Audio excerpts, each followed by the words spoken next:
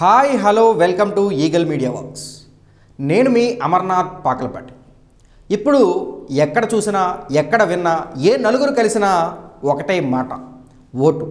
ఎన్నికలు, సార్వత్రిక ఎన్నికల నేపథ్యంలో ఓటు విలువ అంటే ఏమిటో మీకు తెలియచేసే ప్రయత్నం చేస్తా.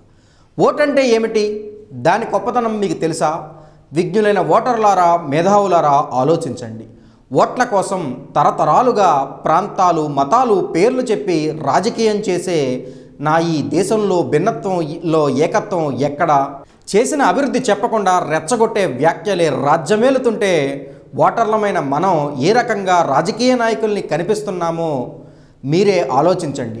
ఏ పార్టీ అయినా సరే, ఏ నాయకుడైనా సరే మీకేం చేశారు, ఏం చేస్తారో చూసి ఓటేయండి తప్ప కళ్ళబొల్లి మాటలకి పడిపోవద్దు, రెచ్చగొట్టే వ్యాఖ్యలకు లొంగవద్దు. స్వతంత్రం సిద్ధించి 70 ఏళ్ళు దాటినా పిచ్చి పిచ్చి ప్రేరేపణలకి లొంగే మనస్తత్వం మనదంటే మనం బానిసలమైనట్లే.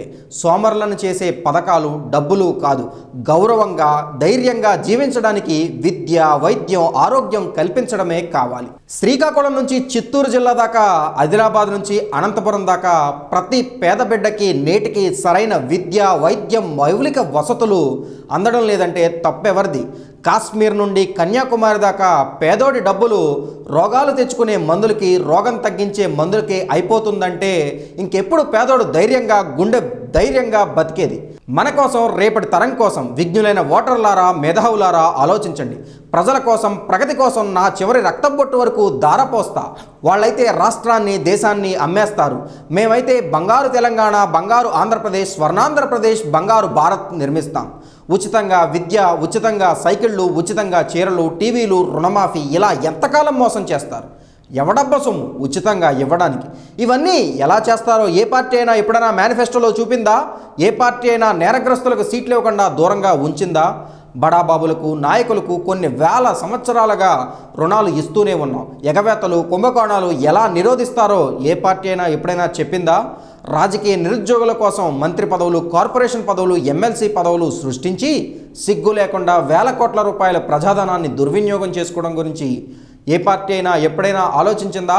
ఇలా దశాబ్దాలుగా కొనసాగిపోతూనే ఉన్నాయి. అలాగే సాగిపోవాలా? పరిష్కారం లేదా? మన చేతుల్లోనే ఉంది.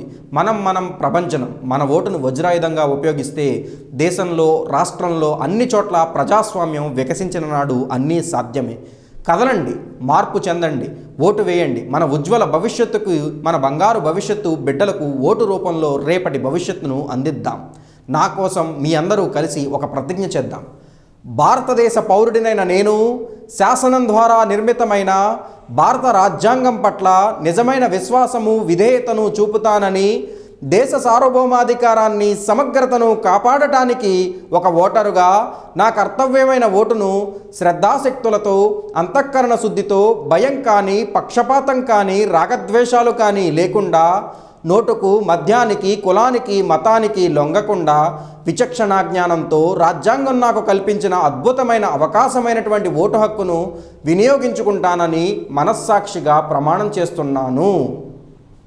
ఈ ఉజ్వల భవిష్యత్తు కోసం ఓటును అద్భుతంగా వినియోగించుకోవాలని, మన దేశాన్ని మన చేతులతో మనమే నిర్మాణం చేసుకోవాలని మనస్ఫూర్తిగా ఆకాంక్షిస్తున్నా. Thank you for watching.